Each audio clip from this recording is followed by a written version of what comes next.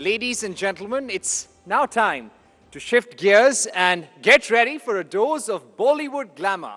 Our next speaker is someone who needs no introduction. With a career spanning over 4 decades, he's given us some of the most iconic films in Indian cinema. From the romantic drama Betab to the epic war film Border, and from the action-packed Ghayal to the patriotic Gadar. He has proven his versatility time and again. As an actor, as a producer, as a director, and even as a politician. He has worn many hats. He's known for his intense performances, his iconic dialogue delivery, and also his undeniable charm. It's time to go sunny side up with the one and only Sunny Deol in conversation with Kishore Ajbani.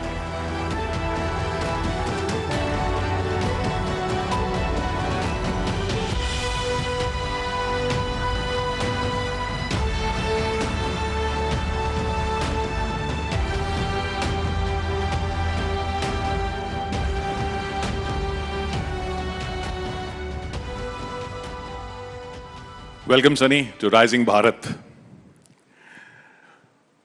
Last year, September 2024 में cabinet ने आयुष्मान भारत प्रधानमंत्री Jan Arogya Yojana launch की, which was 5 lakh का insurance मिलेगा, health insurance 70 साल से ऊपर के लोगों को. You're going to be 68 this year. 2 साल में आप भी एलिजिबल हो जाएंगे. यहां पे लोगों को आइडिया नहीं है कि हम जिस सनी देओल को देखते आ रहे हैं, ये 2.5 किलो का हाथ 68 years old है. Please give me a round of applause. तो ये बताइए, ये फिटनेस का राज क्या है? आपको तो जरूरत नहीं पड़ेगी आयुष्मान भारत की. देखिए, पहले तो मुझे पता नहीं मेरी उम्र क्या है, क्योंकि कभी सोचा नहीं इसके बारे में और पता नहीं चला वक्त कब गुजर गया. मुझे तो अभी भी लगता है जितने भी मैं लोग यंग एक्टर्स के साथ काम करता हूँ कि मैं उनसे कहीं कम नहीं हूँ. जब शूटिंग करते हैं तो मैं उनसे कुछ ज़्यादा ही कर जाता हूँ. तो ये उम्र क्या है ये मुझे नहीं पता. जब इसका एहसास होगा मे भी तब मुझे पता चलेगा कि आई एम गेटिंग ओल्ड. और यकीन मानिए, लोगों को भी एहसास नहीं है कि आपकी उम्र क्या है.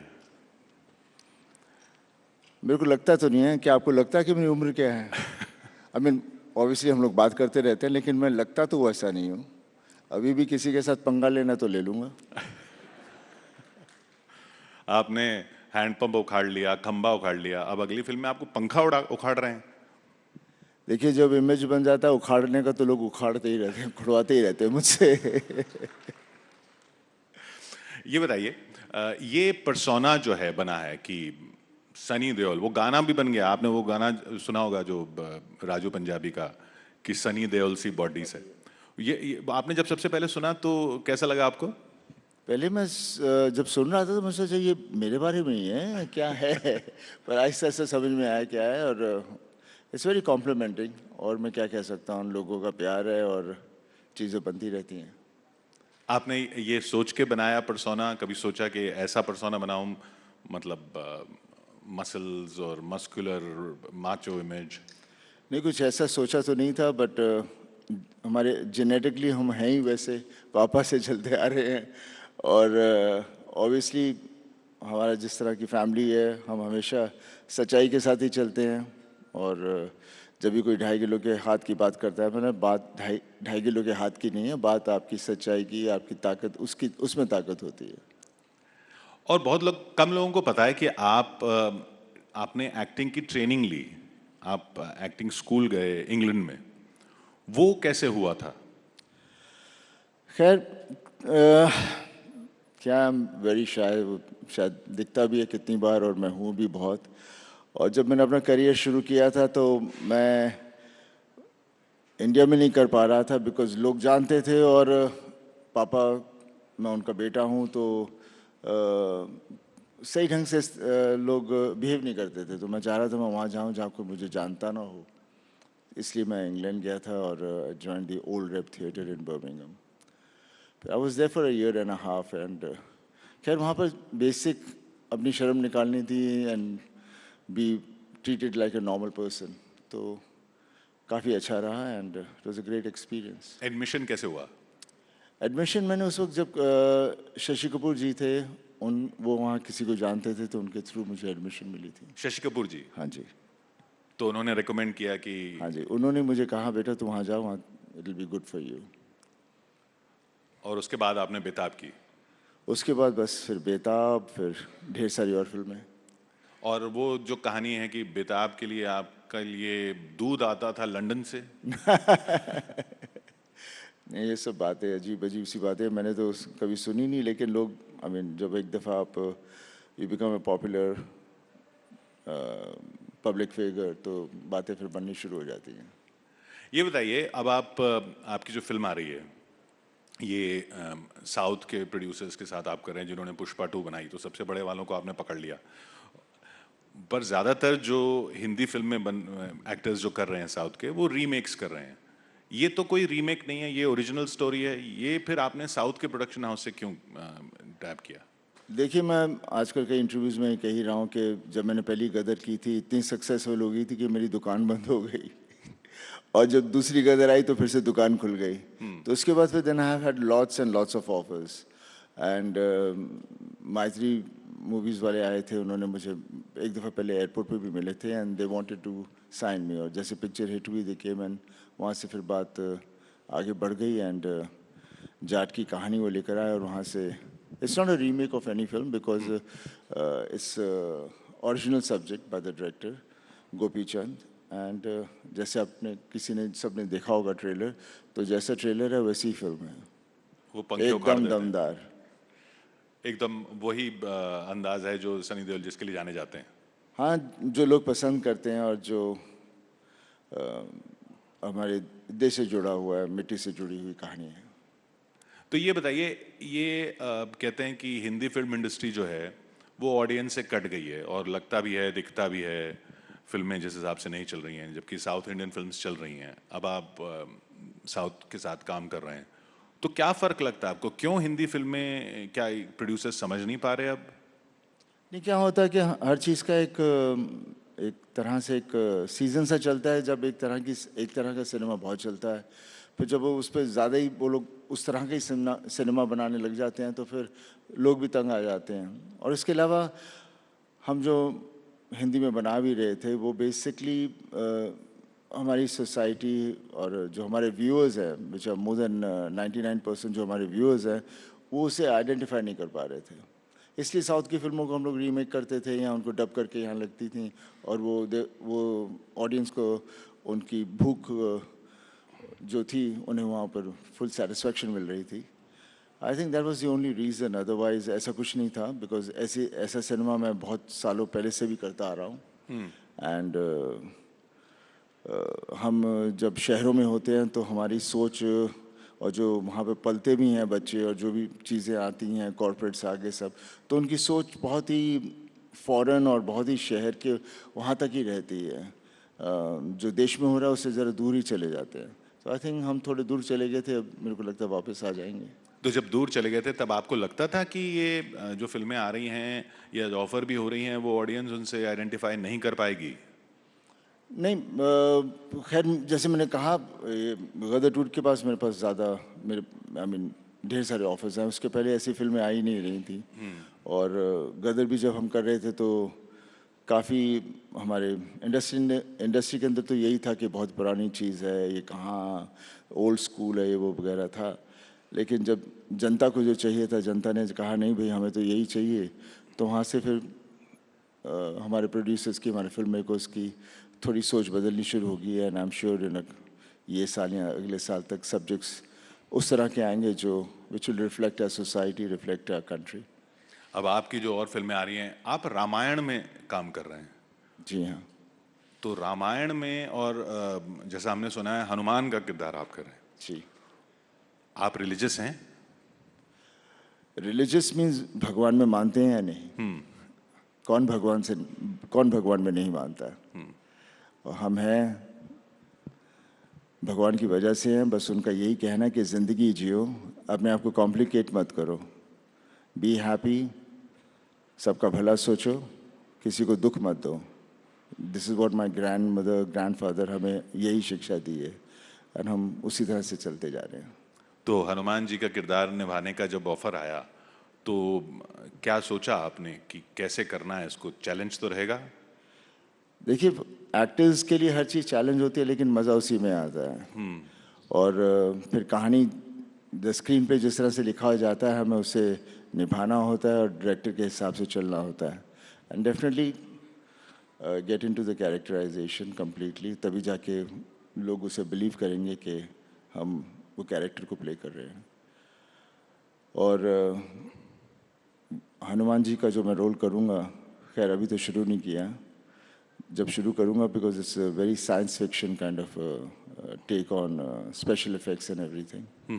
तो वो जैसे अवतार फिल्में थी उस हिसाब से कुछ कैरेक्टर्स होंगे, but it be one of the mega films, because पहली बार हम, जैसे मैंने पहली बार जब सुपरमैन देखी थी तो मुझे आदमी उड़ कैसे सकता है, जब देखी तो सोचना ही भूल गया कि नहीं भाई उड़ रहा है, दैट्स द सुपरमैन। तो हमारा सिनेमा भी उस रियलिटी की तरफ जा रहा है, and I am sure this will be one of great films. तो किसी की छवि ध्यान में रहेगी हनुमान जी का रोल करते वक्त? क्योंकि एक ज़माना है पिछली जनरेशन का जिसने दारा सिंह जी को देखा है हनुमान के रोल में, और बहुत बार देखा है। देखिए, हनुमान जी के उनके बारे में सोचकर, और वो उन्होंने जो जो चीज़ें की हैं, जो उनकी कहानियाँ हैं, जिस तरह की चीज़ें थी, बस उसे अपने अंदर रखना है, और बाकी फिर रब नाल है, will try to live up to the character. कोई ख़ास तैयारी उसके लिए? नहीं, ऐसा कुछ नहीं, ऐसा कुछ नहीं, मैं कभी कोई ख़ास तैयारी नहीं करता, हो जाती है। ये बताइए, बॉबी देओल तो विलन बन के बहुत बड़े स्टार फिर से हो गए। ये आपको डर नहीं लगा जब वो करने चले थे विलन का काम? देख, वी आर एक्टर्स, विलन का रोल हो, हीरो का रोल हो, या जो भी हो, we are suppose to do that, and तभी हमें मज़ा आता है जब हमें अलग अलग तरह के कैरेक्टर्स दिए जाते हैं। और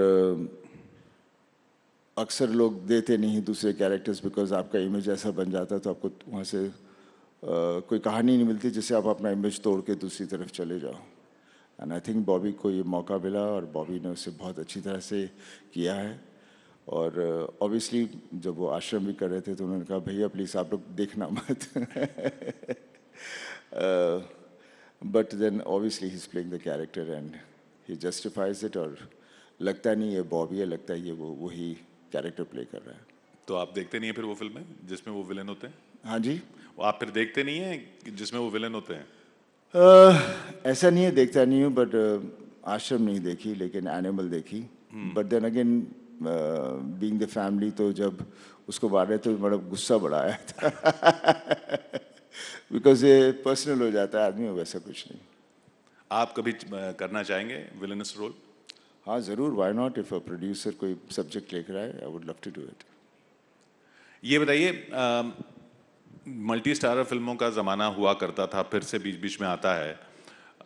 आप कोई किसी खास स्टार के साथ करना चाहेंगे फिल्में?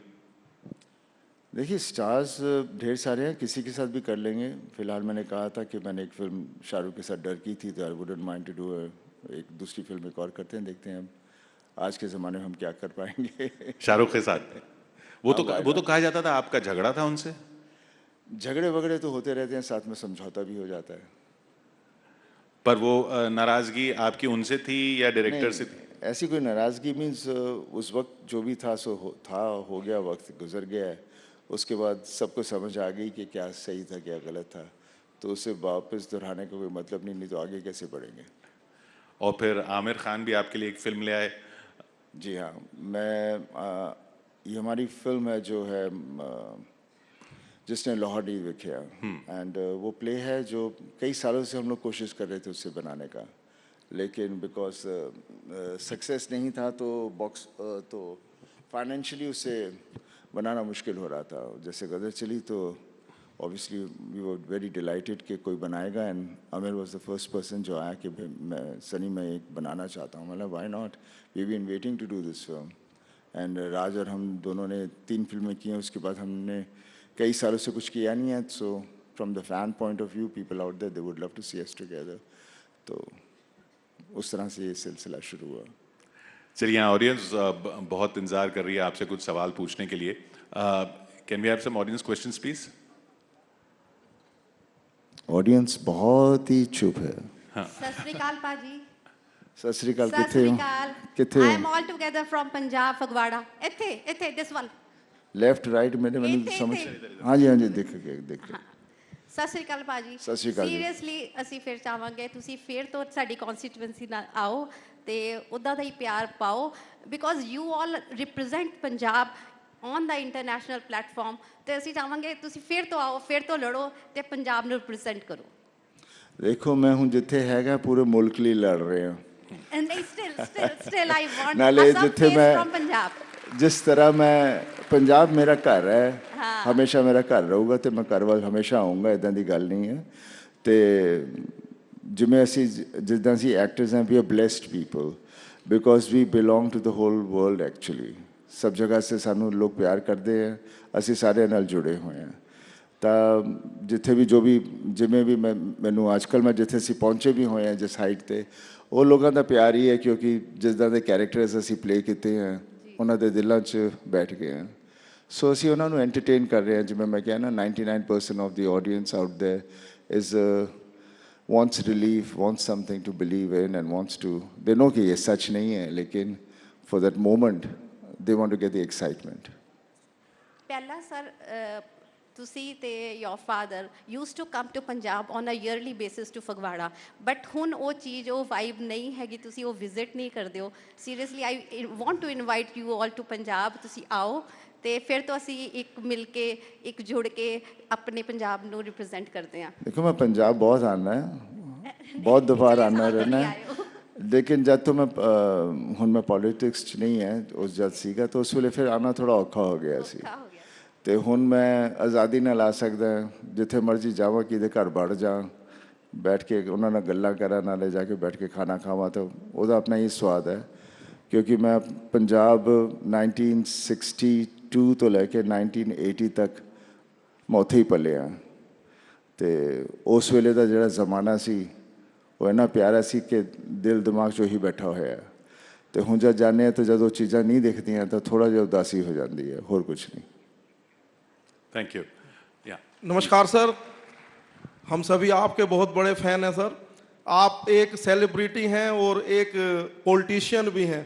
तो मेरा क्वेश्चन आपसे यह है कि आप दोनों चीज़ों में बैलेंस कैसे करते हैं? खैर, मैं अभी पॉलिटिक्स में नहीं हूँ, इस वक्त था और बैलेंस नहीं कर पाया, इसलिए मैं वापस घर आ गया.